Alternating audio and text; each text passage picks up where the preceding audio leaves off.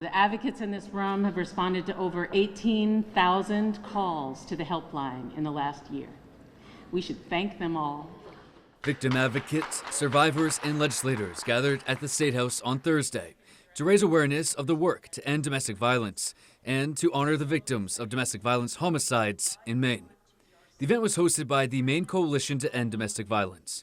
The group took the opportunity to highlight two pieces of legislation. First, LD 666, which aims to invest $2.5 million in annual funding, which would provide ongoing funds for certified domestic violence intervention programs. These programs have historically relied almost exclusively on participant fees, and without proper and continued investment, we risk losing these programs.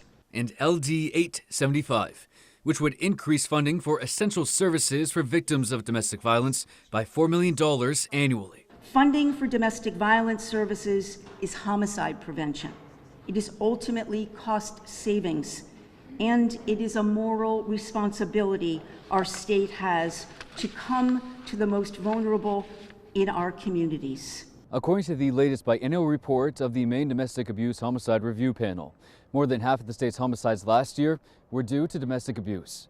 In 2023, that number was 28%. In 2024, it was 44%.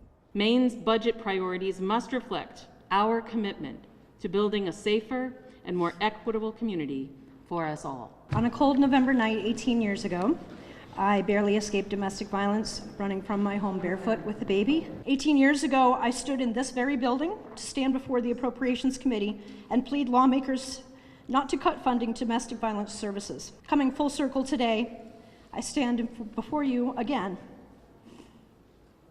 But now with an education, my daughter and I are living proof of that return on investment. At the State House, Doug Banks, ABC 7 and Fox 22 News.